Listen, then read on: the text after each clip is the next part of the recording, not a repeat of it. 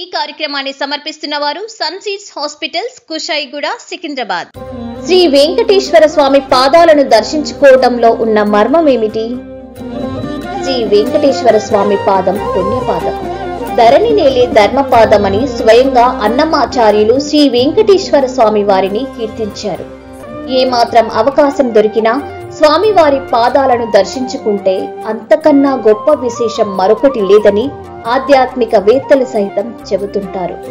వెంకటేశ్వర స్వామికి చేసే ప్రత్యేక సేవలలో నిజపాద దర్శన సేవ చాలా విశేషమైన సేవ. శ్రీవారి బంగారు పాద పద్మాలు ఎల్లవేళలా పుష్పాలు, తులసితో నిండి ఉంటాయి.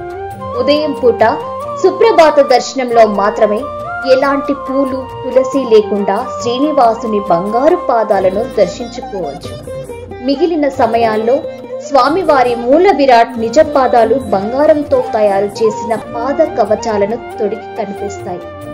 శుక్రవారం అభిషేక సేవకు ముందు బంగారు పాద కవచాలను పక్కకు తీసి స్నానపీఠంపై ఉంచి ఆకాశగంగ తీర్థ జలాలతో అభిషేకిస్తారు. అభిషేక సేవానంతరం నిజపాద దర్శనం పేరిట భక్తులను టికెట్లపై దర్శనానికి అనుమతిస్తారు. ఆనంద నిలయంలో వెలసిన శ్రీ వెంకటేశ్వరుడి విగ్రహం పరీక్షగా గమనిస్తే మనకు విషయం తెలుస్తుంది. వెంకటేశ్వర స్వామి కుడి చేయి కింది వైపుగా చూపుతూ కనిపిస్తుంది. అంటే నా పాదములే నీకు శరణమని ఆయన సూచించడంగా దీన్ని అర్థం చేసుకోవాలి. శ్రీవారి పాదాలకు అంత విలువ. అమ్మవారిని వెతుక్కుంటూ శ్రీవారు వైకుంఠం వదిలి వెంకటాద్రి చేరిన గుర్తులు పాదములే. 3 అడుగుల్లో ఆనంద నిలయం చేరినది పాదములే. శ్రీహరి అందున శ్రీ వెంకటేశ్వరుడి కథలో పాదాలది ప్రముఖ స్థానం. ఆయన వైకుంఠం వదలడానికి కారణం పాదాలు. ఆయన ఇలా వైకుంఠం వచ్చాడనడానికి గుర్తులు పాదాలే. మహావిష్ణువు పాదములకు ఎంత విలువిందో శ్రీరామావతారంలో మరింత గొప్పగా తెలుస్తుంది. శ్రీరాముడి కాలు తగిలి రాయి అహల్యగా మారిన వైనం కనిపిస్తుంది. అందుకే గుహుడు నీ కాలు తగిలి రాయి ఆడది అయినదంటూ పాడాడు. అంతటి మహిమాన్వితమైనది శ్రీవారి పాదములు. శ్రీకృష్ణావతారం అంతమైందే పాదముల వల్ల.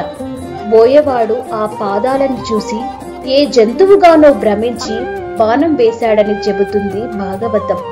ఇక వామనావతారంలోనూ బలి తన తలను అప్పగించడానికి కారణం పాదమే. శ్రీహరి పాదములకు ఇంతటి విశిష్టత ఉంది.